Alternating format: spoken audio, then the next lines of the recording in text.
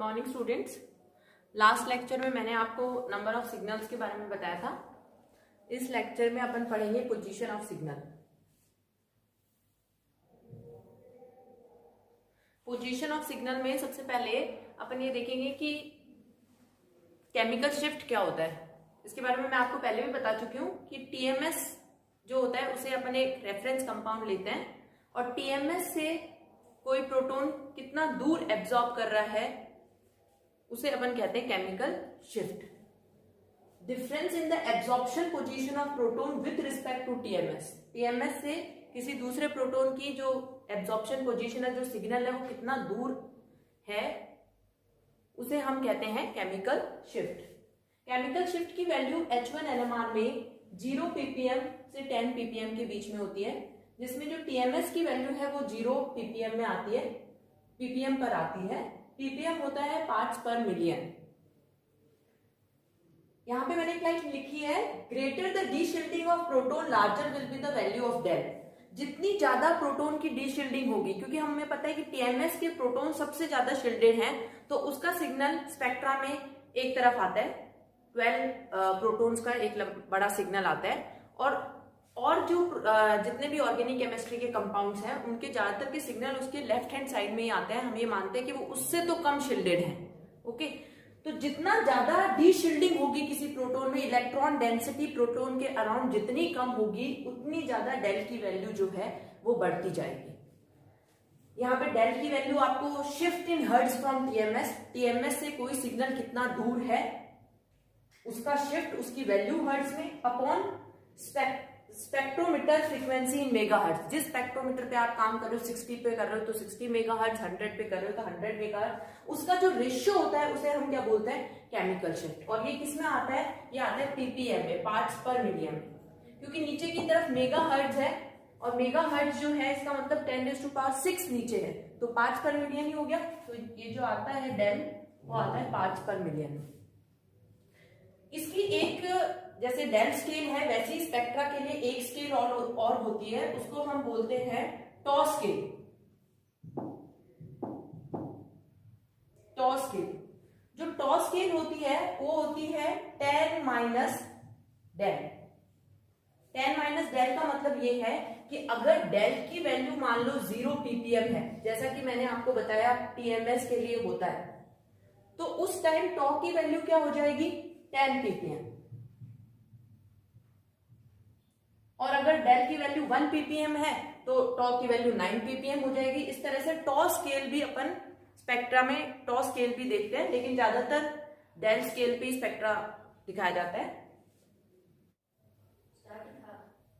इस स्लाइड में अपन position of signal के बारे में पढ़ेंगे। देखो यहाँ पे मैंने एक रेंज दे रखी है 0 से 12 ppm की। ओके, तो अलग अलग कंपाउंड, डिफरेंट तरह के जो प्रोटॉन्स है वो डिफरेंट वैल्यूज के अंदर अपना सिग्नल देते हैं। जैसे सबसे पहले टीएमएस, तो आपको मैं बता चुकी हूँ टीएमएस का सिग्नल हमेशा आएगा 0 ppm पे। फिर आप ये देखो, ये एक रेंज दे रखी है 0 से 2 ppm पे, और मैंने यहाँ पे लिख रखा है साइक्लोप्रोपेन और 1 डिग्री, 2 डिग्री, 3 डिग्री एल्काइल। ये हमेशा अपना सिग्नल तो जो देंगे वो 0 से 2 ppm के बीच में देंगे। यहाँ पे मैंने लिखा है डेल वैल्यू जो है वो किसकी ज्यादा है, 3 डिग्री की डेल वैल्यू जो है वो क्या है, सबसे ज्यादा। तो देखो डेल वैल्यू इधर की तरफ ज्यादा होती है, इधर की तरफ डीशिल्डेड प्रोटॉन्स की वैल्यू आती है। जिसकी डेल वैल्यू ज्यादा होती है वो प्रोटॉन्स डीशिल्डेड होते हैं, वहां इलेक्ट्रॉन डेंसिटी कम होती है। जिसकी डेल वैल्यू कम होती है वो प्रोटॉन ज्यादा शिल्डेड होते हैं। ठीक है, तो यहाँ पे मैंने लिखा है 3 डिग्री की डेल वैल्यू ज्यादा है, तो इसको आप देखो, जैसे मैं 1 डिग्री, 2 डिग्री और 3 डिग्री बनाती हूँ, ये CH3 CH3 CH3H, ये तो हो गया 3 डिग्री, इसकी डेल वैल्यू ज्यादा है। और ये हो गया 2 डिग्री, और सबसे कम डेल वैल्यू जो है वो है 1 डिग्री की। तो 1 डिग्री जो है वो सबसे ज्यादा शिल्डेड है। इसका मतलब 1 डिग्री के प्रोटॉन्स में इलेक्ट्रॉन डेंसिटी जो है वो ज्यादा है 3 डिग्री वालों से। देखो ऐसा क्यों, 3 डिग्री में आप देखो 3 कार्बन लगे हुए हैं, सिर्फ एक हाइड्रोजन है, तो कार्बन, सेंटर कार्बन में देखें तो उसकी इलेक्ट्रॉन नेगेटिविटी 2.1 है, और जो बाहर के कार्बन है उनकी भी 2.1 ही है। तो इधर तो इलेक्ट्रोनेगेटिविटी का कोई डिफरेंस नहीं है। डिफरेंस कहाँ है? सिर्फ एक इस CH बॉन्ड का 2.1 और यहाँ पे क्या है 2.5 है, सॉरी कार्बन की इलेक्ट्रोनेगेटिविटी 2.5 है और जो हाइड्रोजन की इलेक्ट्रोनेगेटिविटी है वो क्या है 2.1। तो यहाँ पे सिर्फ एक हाइड्रोजन है, इन बॉन्ड्स में तो इलेक्ट्रोनेगेटिविटी डिफरेंस है ही नहीं, सिर्फ एक CH बॉन्ड है। तो कार्बन जो है वो सिर्फ एक हाइड्रोजन से इलेक्ट्रॉन खींच सकता है और इस हाइड्रोजन पे इलेक्ट्रॉन डेंसिटी क्या हो जाएगी? ज्यादा कम हो जाएगी। किसमें? 3 डिग्री में। इलेक्ट्रॉन डेंसिटी अगर कम हो जाएगी तो प्रोटॉन इलेक्ट्रॉन डेफिशिएंट हो जाएगा और वो डीशिल्डेड होगा, डाउनफिल्ड होगा। ठीक है, इलेक्ट्रॉन डेंसिटी अगर कम हो जाएगी तो। यहाँ पे क्योंकि 2 प्रोटॉन है, यहाँ इन बॉन्ड्स में तो इलेक्ट्रोनेगेटिविटी डिफरेंस है ही नहीं, यहाँ पे 2 प्रोटॉन है तो दोनों से खींचेगा तो दोनों से जो इलेक्ट्रॉन डेंसिटी वो इतनी कम नहीं हो पाएगी। वहां तो सिर्फ एक से खींच रहा था, यहाँ 2 से खींचेगा तो इसके कंपैरिजन में इलेक्ट्रॉन डेंसिटी ज्यादा बनी रहेगी, तो शील्डेड होगा और इसकी डेल वैल्यू कम होगी। यहाँ पे 3 प्रोटॉन है तो तीनों प्रोटॉन से एक कार्बन खींचेगा तो हर पे जो इफेक्ट है इलेक्ट्रॉन कम होने का वो कम आएगा और इनकी इलेक्ट्रॉन डेंसिटी जो है वो क्या होगी? इनसे तो थोड़ी ज्यादा होगी, 3 डिग्री वाले से तो थोड़ी ज्यादा होगी सभी इलेक्ट्रॉन्स पे, सभी हाइड्रोजन्स पे। और इलेक्ट्रॉन डेंसिटी अगर ज्यादा बनी रहेगी तो ये जो प्रोटॉन्स हैं ये शील्डेड रेंज में आएंगे, इनकी डेल वैल्यू जो है वो 0 से 1 के बीच में ही आ जाएगी। किसकी? आपके 1 डिग्री की, और 3 डिग्री की 2 के आसपास या 2 से थोड़ा पहले 1.9 1.8 इस तरह से आए। इसी तरह से देखो यहीं पे ही मैंने साइक्लोप्रोपेन लिखा है और साइक्लोप्रोपेन आपको पता होगा, साइक्लोप्रोपेन जो है ये जो होता है एंगल स्ट्रेन होता है साइक्लोप्रोपेन के अंदर। ये देखो ये साइक्लोप्रोपेन है और यहाँ पे ये कार्बन जो है ये एक sp3 हाइब्रिडाइज कार्बन है, तो इसका एंगल तो 109 डिग्री होना चाहिए था, लेकिन है कितना एंगल? है 60 डिग्री, इसलिए इसके अंदर एंगल स्ट्रेन है और यहाँ पे 2 हाइड्रोजन्स हैं। ठीक है, अब देखो यहाँ पे आपने पढ़ा होगा कि इसकी जो ये बॉन्ड्स है ये इस तरह से ओब्लिक ओवरलैपिंग होती है। ये जो इसके p ऑर्बिटल्स हैं ये बाहर की तरफ एक्सपेंड हो जाते हैं दोनों तरफ, ताकि इसका बॉन्ड एंगल क्या हो? बढ़ जाए। और इधर की तरफ इन बॉन्ड्स में p कैरेक्टर बढ़ जाता है, हम कहते हैं sp3 से हाइब्रिडाइजेशन क्या हो जाती है? sp5 हो जाती है। p कैरेक्टर इन बॉन्ड्स में बढ़ जाता है, इधर वाली बॉन्ड्स में। अगर इधर वाली बॉन्ड्स में p कैरेक्टर बढ़ जाएगा तो बची हुई बॉन्ड्स में s कैरेक्टर बढ़ेगा, इक्वल डिस्ट्रीब्यूशन नहीं रहेगा। इधर p कैरेक्टर बढ़ जाएगा तो ऊपर जो हाइड्रोजन के साथ बॉन्ड्स है उनमें क्या बढ़ जाएगा? s कैरेक्टर बढ़ जाएगा। और s कैरेक्टर बढ़ेगा क्योंकि हाइड्रोजन में भी s ऑर्बिटल ही ओवरलैप करता है, तो ओवरलैपिंग अच्छी होगी। ओवरलैपिंग अगर अच्छी होगी तो हाइड्रोजन पे क्या होगी? इलेक्ट्रॉन डेंसिटी जो है, क्योंकि इलेक्ट्रॉन क्लाउड जो है वो इक्वली डिस्ट्रीब्यूट होगा अगर ओवरलैपिंग अच्छी होगी, तो इलेक्ट्रॉन क्लाउड जो है वो बना रहेगा हाइड्रोजन पे और वो क्या होगा? एक शील्डेड हाइड्रोजन होगा। ठीक है, इसीलिए इस शील्डेड हाइड्रोजन होने के कारण साइक्लोप्रोपेन की भी जो पीक होती है वो कम डेल वैल्यू पे आती है। ओके, ये अपन ने बात कर ली कितनी? 0 से 2 ppm पे आने वाले प्रोटॉन्स की वैल्यू की। अब अपन बात कर रहे हैं, देखो जैसे जैसे आप इधर जाते जाओगे वैसे वैसे डेल की वैल्यू बढ़ रही है, प्रोटॉन डीशिल्डेड होता जा रहा है और हम कह रहे हैं कि वो डाउनफिल्ड जा रहा है। ऐसा क्यों कह रहे हैं? देखो क्योंकि यहाँ पे जैसे ही अपन जा रहे हैं, इधर की तरफ, ये इधर की तरफ फील्ड बढ़ती है, ये इधर की तरफ जैसे ही अपन जाते हैं ये इधर फील्ड बढ़ रही है, फील्ड की स्ट्रेंथ बढ़ती है। फील्ड की स्ट्रेंथ बढ़ने का मतलब क्या है कि यहाँ पे जो प्रोटॉन्स है वो शील्डेड है तो उनके चारों ओर जो इलेक्ट्रॉन है प्रोटॉन के वो ज्यादा है और वो अपोज कर रहे हैं जिस फील्ड को आपने लगा रखा है, उस फील्ड को उतनी अमाउंट में नहीं पहुंचने दे रहे। इसलिए हमें फील्ड ज्यादा देनी पड़ेगी इधर वाले प्रोटॉन्स को, ताकि वो जो भी कांस्टेंट फ्रीक्वेंसी हमने बाहर दे रखी है उस पे क्या कर सके? रेजोनेट कर सके। इसीलिए इधर वाले प्रोटॉन्स को हम कहते हैं शील्डेड एंड अपफील्ड, और जो इधर की तरफ जाते हैं, हायर डेल वैल्यू की तरफ जाते हैं, उन्हें हम कहते हैं डीशिल्डेड डाउनफील्ड, कि उनके वैसे ही इलेक्ट्रॉन डेंसिटी कम है, तो जो हम फील्ड दे रहे हैं वो आराम से प्रोटॉन तक पहुंच पा रही है। वो एक डीशिल्डेड प्रोटॉन है, किसी भी इलेक्ट्रॉन डेंसिटी ने उसको शील्ड नहीं कर रखा है और उनका सिग्नल क्या आएगा? डाउनफील्ड। ओके, तो ये ऊपर वाले होते हैं शील्डेड अप फील्ड, और जो हायर डेल वैल्यू की तरफ होते हैं वो होते हैं डी शील्डेड और डाउन फील्ड। ठीक है, यहाँ पे आप देखो ये अपन ने 0 से 2 देख लिया, अब अपन देखते हैं 3 से 4 डेल वैल्यू। देखो आप जैसे जैसे इधर जाते जाओगे कोई ना कोई चीज ऐसी होगी जो इलेक्ट्रॉन डेंसिटी को कम कर रही होगी, कम करेगी तभी तो डी शील्डिंग होगी, क्योंकि वो डेफिशिएंट होता जाएगा इलेक्ट्रॉन। तो इधर की तरफ कोई ना कोई ऐसा ग्रुप लगा रहेगा जो उस प्रोटॉन, पर्टिकुलर प्रोटॉन जिसकी आप डेल वैल्यू निकाल रहे हो, उसके ऊपर इलेक्ट्रॉन डेंसिटी को कम कर रहा होगा। जैसे आप ये देखो यहाँ पे जैसे ही मैं 3 और 4 पे गई तो कौन से एटम्स लगने लग गए, हेलोजन्स लगने लग गए। तो हेलोजन्स तो वैसे ही इलेक्ट्रॉन को खींचते हैं, FCl, Br, ऑक्सीजन।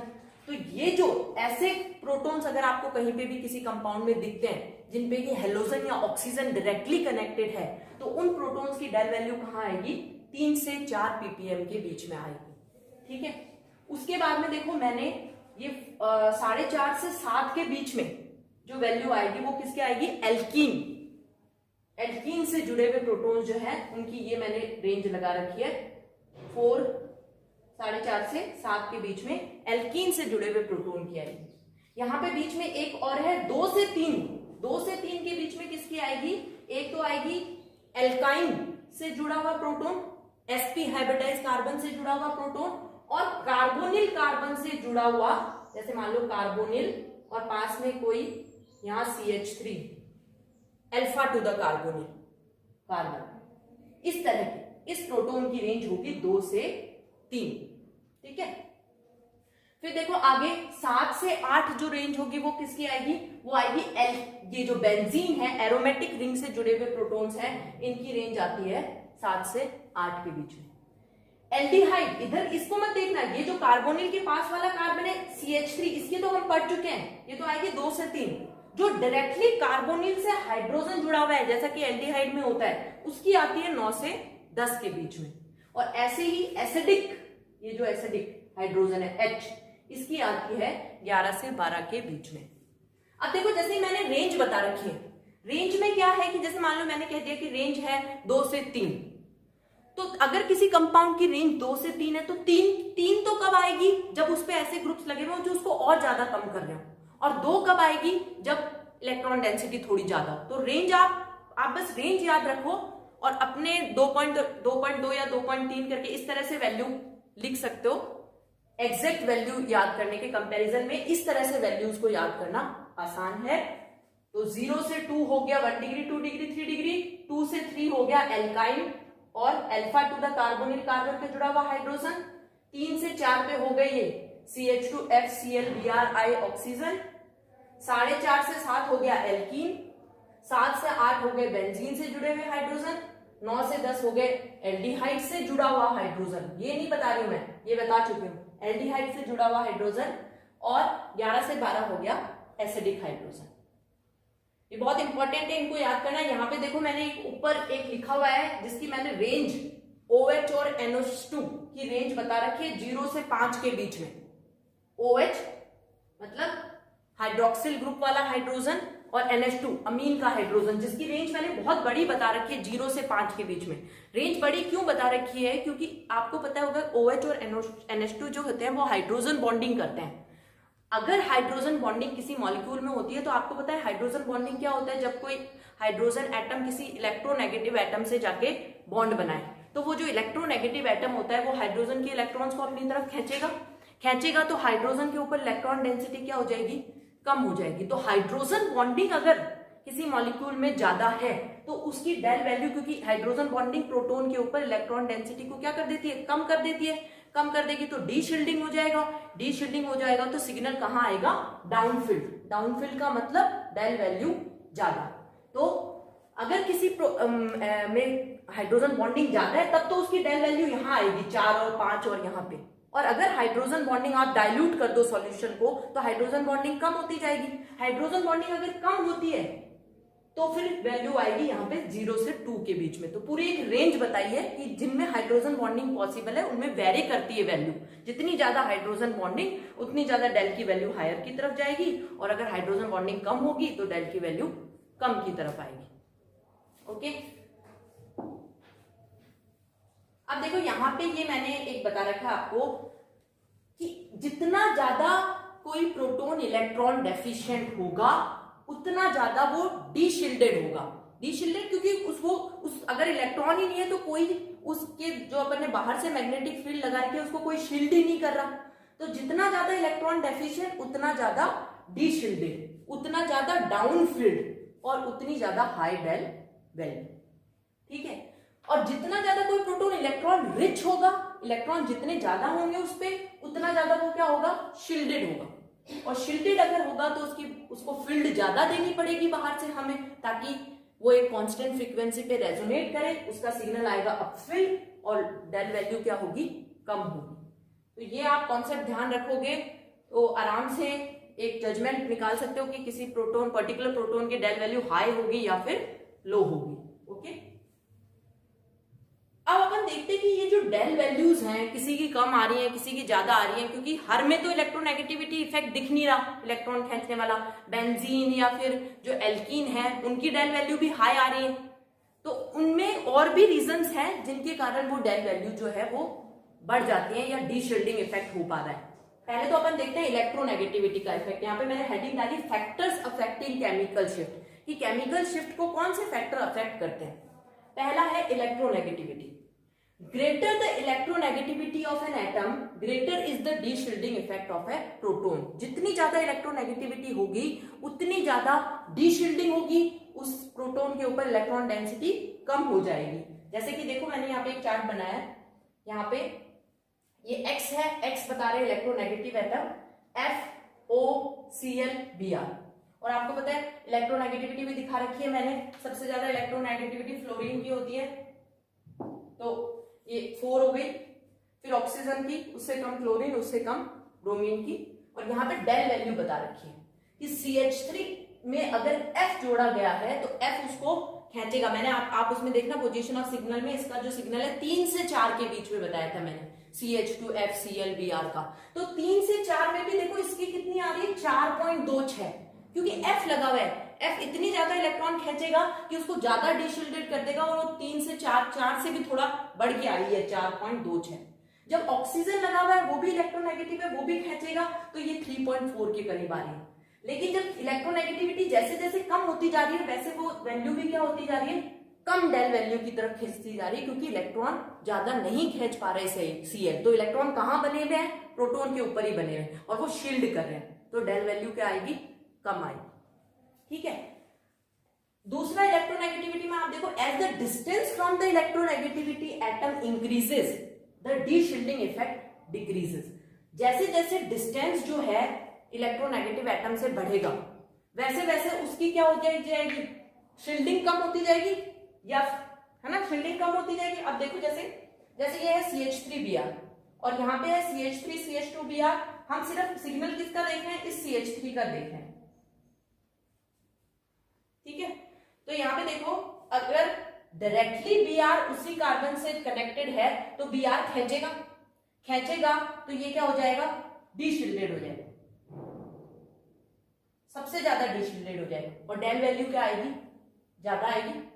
लेकिन जैसे जैसे Br से डिस्टेंस बढ़ता जा रहा है इसका, ये है इथाइल, ये है मिथाइल ब्रोमाइड और ये इथाइल, जैसे जैसे Br से डिस्टेंस बढ़ता जा रहा है, Br क्योंकि इंडक्टिव इफेक्ट आपको पता होगा डिस्टेंस पे डिपेंड करता है, Br से जैसे जैसे डिस्टेंस बढ़ेगा वो इस CH3 से इतनी ज्यादा नहीं खींच पाएगा इलेक्ट्रॉन डेंसिटी। यहाँ पे तो आपको वो सिग्नल आएगा जो मैंने CH2BrFCl 3 से 4 के, ये 3 से 4 के बीच में आया था अपना, वो आएगा यहाँ पे। लेकिन यहाँ पे इस CH3 का CH3 की फॉर्म में सिग्नल आएगा 1 डिग्री 2 डिग्री वाला, क्योंकि डायरेक्टली कनेक्टेड तो ये CH2 है, इसके ऊपर इफेक्ट तो कम होता जा रहा है, कम होता जा रहा है। तो देखो रेंज 1.69 ही आ गई। जैसे ही आप प्रोपाइल ब्रोमाइड ले लोगे तब तो CH3 और दूर हो गया, तो इस Br का इफेक्ट और कम होता जाएगा, और इसके जैसे जैसे कम होता जाएगा, कम हो रहा है मतलब Br खींच नहीं पा रहा, तो इलेक्ट्रॉन डेंसिटी उन प्रोटॉन्स पे बनी हुई है, तो शील्ड करेंगे तो डेल वैल्यू क्या होगी, कम होगी। तो जैसे जैसे इलेक्ट्रोनेगेटिव एटम से डिस्टेंस बढ़ेगा वैसे वैसे क्या होता जाएगा, डी शील्डिंग कम होती जाएगी और शील्डिंग क्या होती जाएगी, बढ़ती जाएगी।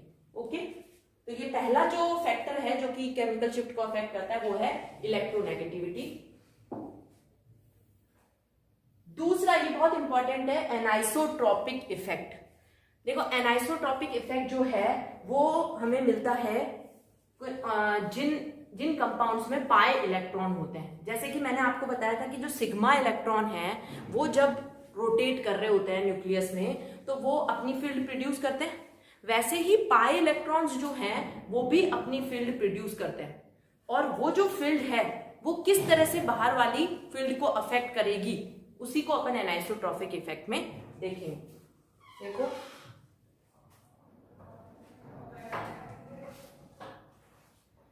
देखो जैसे एनाइसोट्रॉपिक इफेक्ट के लिए सबसे पहले मैं आपको लेती हूँ बेंजीन। ये अपन ने बेंजीन लिया और ये अपने बाहर से क्या है, एक फील्ड लगा रखी है, एक्सटर्नल फील्ड, ठीक है। अब बेंजीन में हम इतने देर से जो बात कर रहे थे वो तो इन सिग्मा इलेक्ट्रॉन्स की कर रहे थे। सिग्मा तो है ही, वो जो इलेक्ट्रॉन्स है वो तो अपना जो इफेक्ट है वो लगा ही रहे हैं, लेकिन इसमें एक ये बेंजीन में ये पाई इलेक्ट्रॉन भी तो घूम रहे हैं। ये जो पाई इलेक्ट्रॉन्स हैं, क्योंकि ये पूरी रिंग में इस तरह से चक्कर लगा रहे हैं तो ये भी तो अपनी मैग्नेटिक फील्ड प्रोड्यूस करेंगे। इनके द्वारा जो मैग्नेटिक फील्ड प्रोड्यूस होती है वो कैसे होती है, वो इस तरीके से प्रोड्यूस होती है। आप ऐसे नीचे से लेके जाओगे और फिर आप उसे ऐसे ऊपर एंटर कराओ और आप इनके एरो दिखाओ इस फील्ड का, इसकी डायरेक्शन इस तरह से, ये ऐसे नीचे से निकल रही है और फिर मॉलिक्यूल के अंदर से नीचे से निकल रही है और फिर मॉलिक्यूल के अंदर एंटर कर रही है। ये देखो ये इस तरह से, और ये आप एरो दिखाओ कि ये डायरेक्शन है अभी फील्ड की, ठीक है। तो अब आप देखो हम चाहते हैं यहाँ पे प्रोटॉन का केमिकल शिफ्ट निकालना, तो प्रोटॉन कहाँ रह गए, प्रोटॉन यहां है,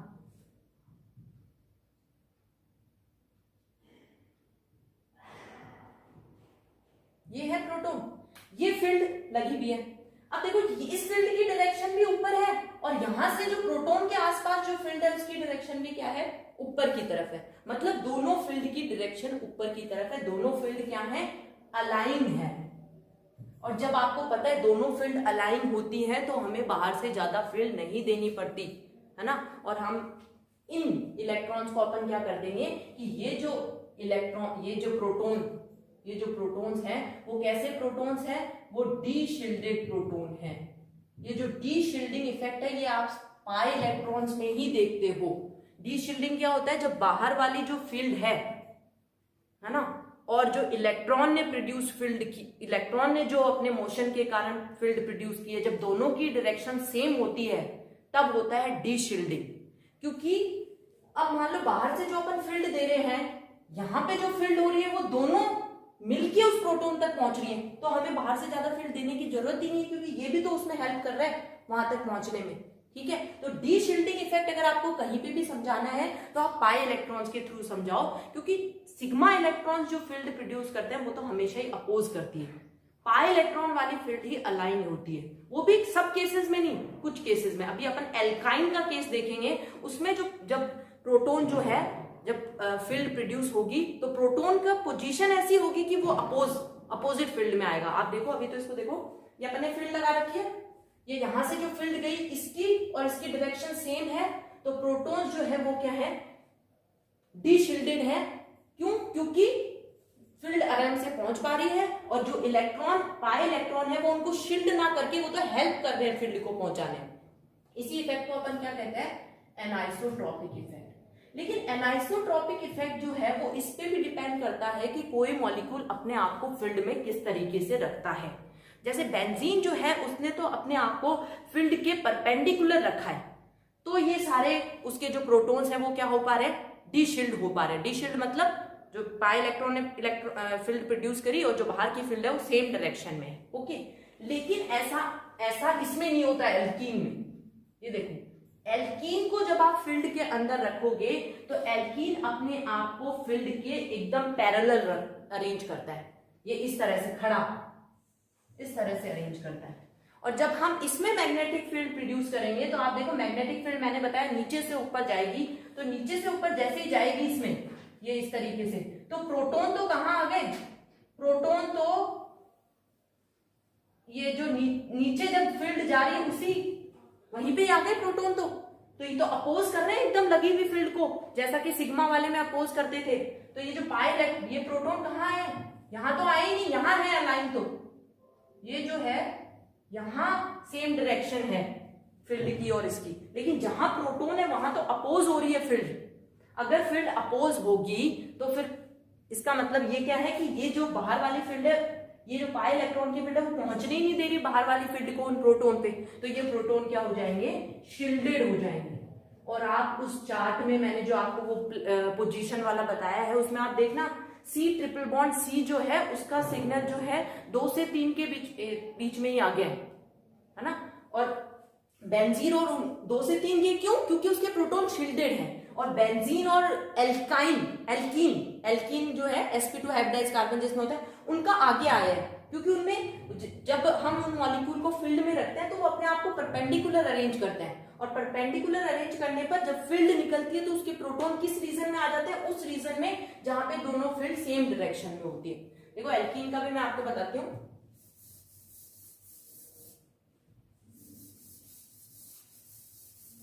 एल्कीन में क्या होता है, जैसे ये एल्कीन हो गया, एल्कीन भी अपने आप को इस तरह से परपेंडिकुलर अरेंज करता है फील्ड के,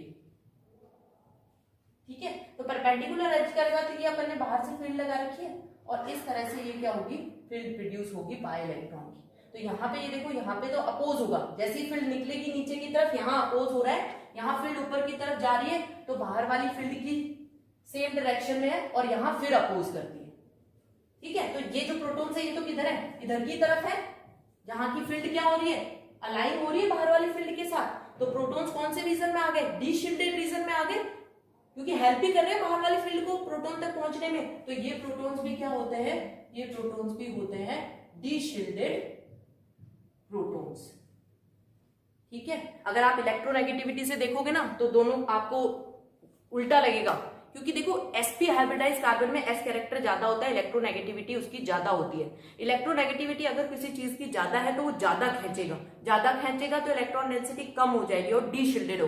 तो इलेक्ट्रोनेगेटिविटी देखिए तब तो C ट्रिपल बॉन्ड C का तो क्या आना चाहिए, ज्यादा वैल्यू आनी चाहिए, क्योंकि कार्बन sp हाइब्रिडाइज है। और एल्कीन की क्या आनी चाहिए, कम आनी चाहिए, क्योंकि एल्कीन का तो sp2 ही है, इलेक्ट्रोनेगेटिविटी इसकी ज्यादा है। लेकिन एनाइसोट्रॉपिक इफेक्ट के कारण एल्काइन की वैल्यू तो कम आती है और एल्कीन की ज्यादा आती है। तो एनाइसोट्रॉपिक इफेक्ट से अपन इन मॉलिक्यूल्स को एक्सप्लेन कर सकते हैं। एल्डिहाइड और जो एसिड है आगे उसको भी अपन इसी इफेक्ट से एक्सप्लेन करेंगे। देखो एल्डिहाइड में भी तो, क्योंकि आप देखो इलेक्ट्रोनेगेटिविटी इफेक्ट तो है ही, ये देखो जैसे ये एल्डिहाइड है, इसमें क्या है, इलेक्ट्रोनेगेटिविटी इफेक्ट तो है ही नहीं। ये जो प्रोटॉन है, इसी की बता रही थी मैं, ये जो प्रोटॉन है ये ऑक्सीजन खींच रहा है, इधर से खींचेगा तो प्रोटॉन के ऊपर इलेक्ट्रॉन डेंसिटी कम है। लेकिन यहाँ पे भी तो पाई इलेक्ट्रॉन है, ये पाई इलेक्ट्रॉन अपनी फील्ड प्रोड्यूस करेंगे। फील्ड जब प्रोड्यूस करेंगे तो फील्ड की डायरेक्शन आप इस तरह से बनाओगे हमेशा, और ये इधर ऊपर की तरफ और ये वापस यहाँ पे एंटर कर रही है फील्ड, ठीक है, ये ऐसे जा रही है।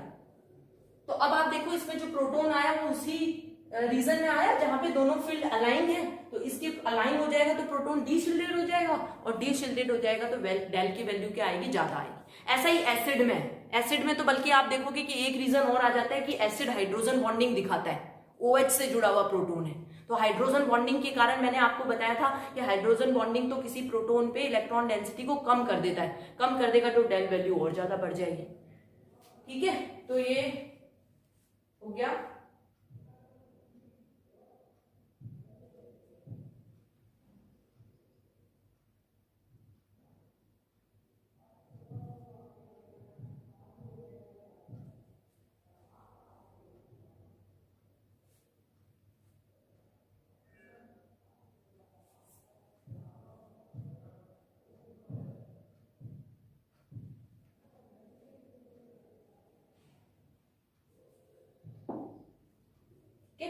देखो यहाँ पे मैंने डायग्राम के थ्रू ये चीज समझा रखी है। मैंने यहाँ पे जब समझाया anisotropic effect of alkene and alkyne, तो ये देखो ये एल्कीन है, ये बाहर की फील्ड दिखा रखी है, ये बाहर की फील्ड दिखा रखी है, इसकी डायरेक्शन ऊपर की तरफ है, और ये देखो ये फील्ड ऐसे निकल रही है, ये इलेक्ट्रॉन क्लाउड है उस एल्कीन का, है ना, और ये फील्ड ऐसे निकल रही है, देखो ये डायरेक्शन, और फिर यहाँ पे ये ऐसे एंटर कर देंगे।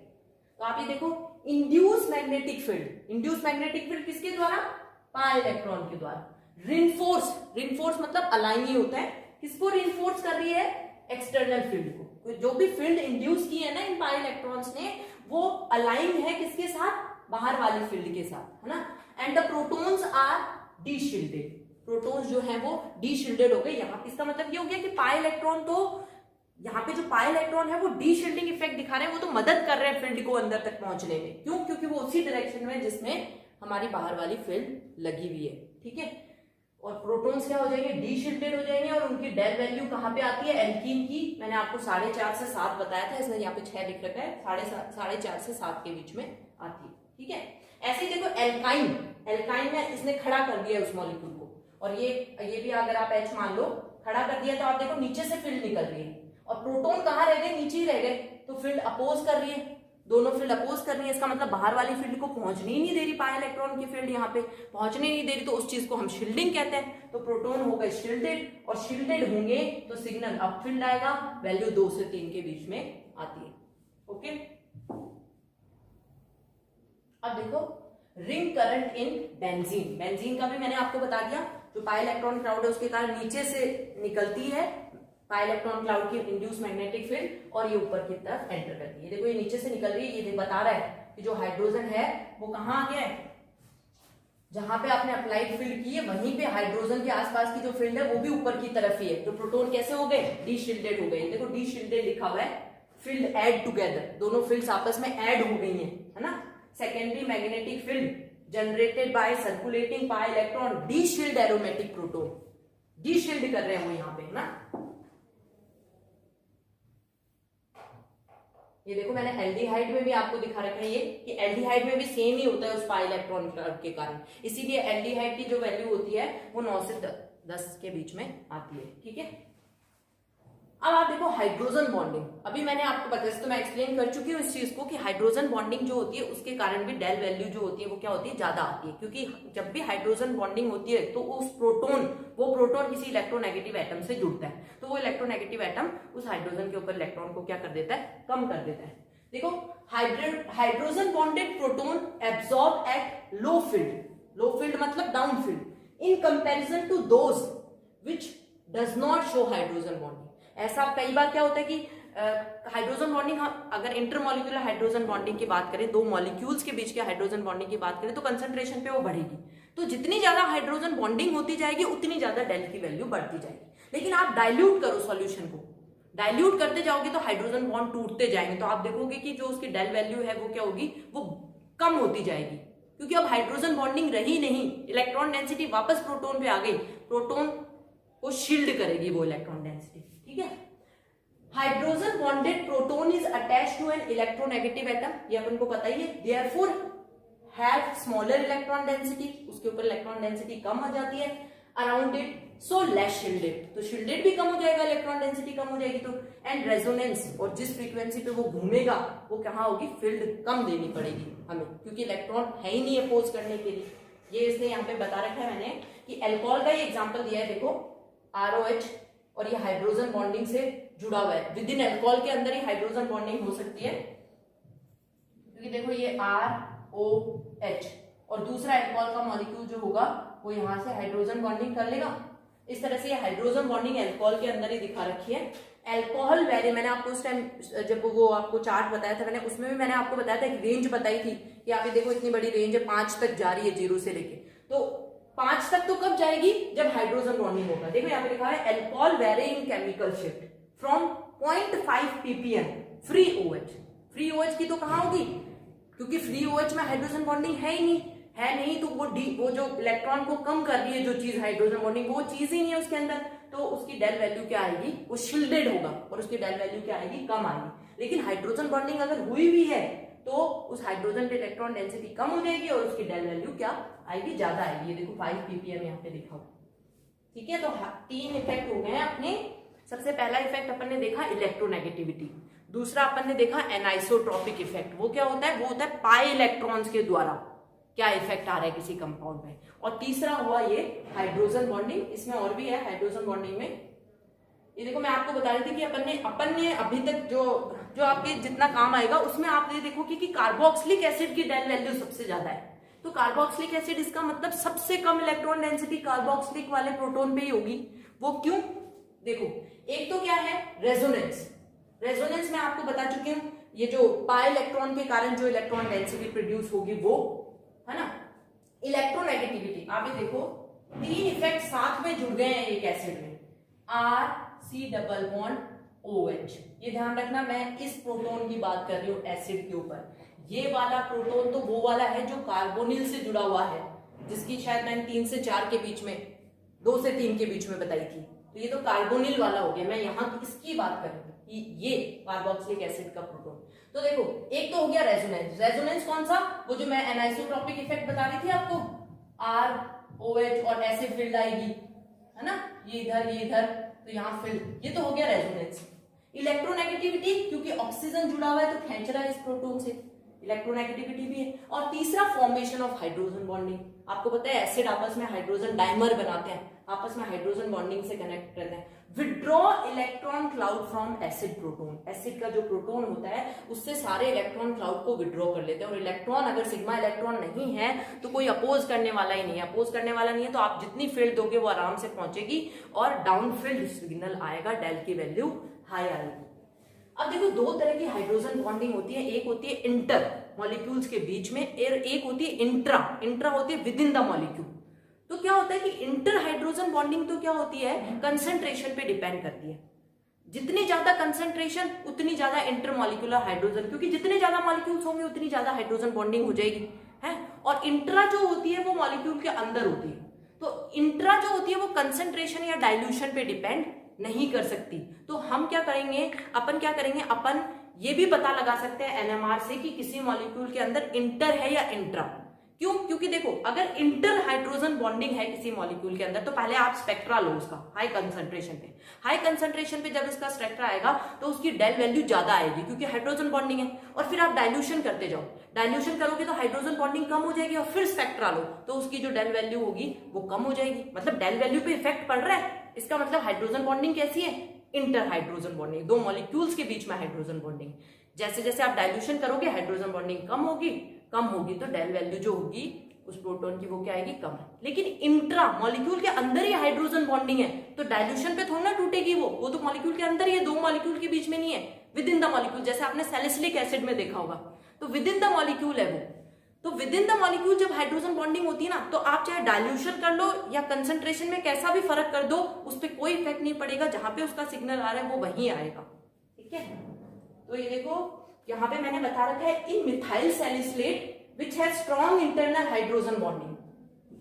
मिथाइल सैलिसिलेट में यहाँ पे देखो सैलिसिलेट लिया है तो एस्टर ले लिया, जैसे ही होता है ये लिया है इसने, यहाँ तो है OH और यहाँ है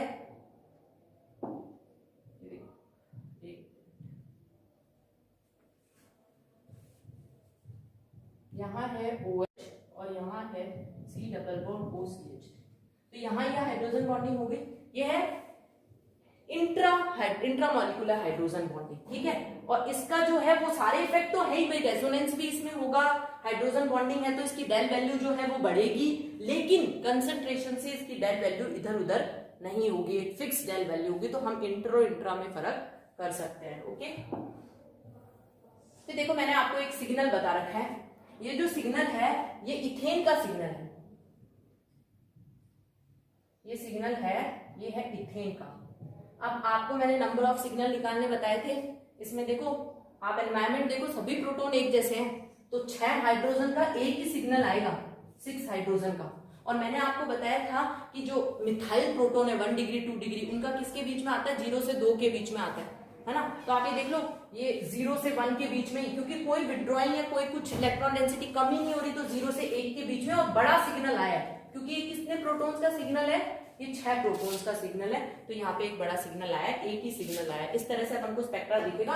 ये पीपीएम वैल्यूज है, ये 0 है, ये 1 है, ये 2 है, इस तरह से पीपीएम वैल्यूज है। ओके, दूसरा सिग्नल देखो इथाइल एसीटेट का सिग्नल देखो आप। इथाइल एसीटेट में देखो ये जो ब्लू में दिखा रखा है, वो जो ब्लू में दिखा रखा है वो ब्लू वाला सिग्नल उसका है। यहाँ पे देखो, यहाँ पे इसको तो अपन क्या मानेंगे, एक CH3, जैसा कि मिथाइल में अपन देख रहे हैं ना 1 डिग्री 2 डिग्री, लेकिन ये CH3 तो है, लेकिन इस पे थोड़ी दूरी पे एक ऑक्सीजन है, तो वो ऑक्सीजन क्या कर रहा होगा, खींच रहा होगा तो इलेक्ट्रॉन डेंसिटी कम कर रहा होगा और सिग्नल किधर की तरफ आएगा, डाउनफील्ड आएगा। तो आप ये देखो CH3 तो है लेकिन जीरो से दो, मैंने आपको 0 से 2 के बीच में बताया था, और ये सिग्नल यहां आया है 1 के बाद CH3 का। ओके, जबकि ये तो 1 डिग्री हुआ, 1 डिग्री का तो अपन ने देखा था कि सबसे कम डेल वैल्यू होती है ना, तो ये 1 के पास आई। क्यों? क्योंकि ऑक्सीजन लगा हुआ है तो थोड़ा सा उसने और इधर खिसका दिया उसको। फिर अपन देख रहे हैं ये वाला जो है, ये वाला कौन सा होगा? कार्बोनिल से जुड़ा हुआ CH3। मैंने आपको बताया था इसका 2 से 3 के बीच में आता है, तो ये देखो 2 से 3 के बीच में आ रहा है इसका सिग्नल, कार्बोनिल से जुड़ा हुआ CH3। ठीक है, फिर एक वो है जो ऑक्सीजन से डायरेक्टली जुड़ा हुआ CH2 है, तो ऑक्सीजन से डायरेक्टली जुड़ा हुआ CH2 है, उसकी अपन ने सिग्नल किया था कितना? 3 से 4 के बीच में। ठीक है, यहाँ पे क्योंकि ऑक्सीजन के पास कार्बोनिल है तो कार्बोनिल और ज्यादा खेच रहा होगा, तो 3 से 4 के बीच में आना चाहिए था, लेकिन थोड़ा सा ज्यादा की तरफ आया क्योंकि इलेक्ट्रॉन डेंसिटी कार्बोनिल और कम कर रहा है। अब आप देख रहे हो यहाँ पे एक ऐसे सिग्नल जो हो रहा है वो एक सिंगल लाइन नहीं आ रही है, स्प्लिटेड आ रहा है, बहुत सारी लाइन आ रही है। इसको कहते हैं स्प्लिटिंग ऑफ प्रोटॉन। ये मैं आपको नेक्स्ट लेक्चर में बताऊंगी। Okay, thank you.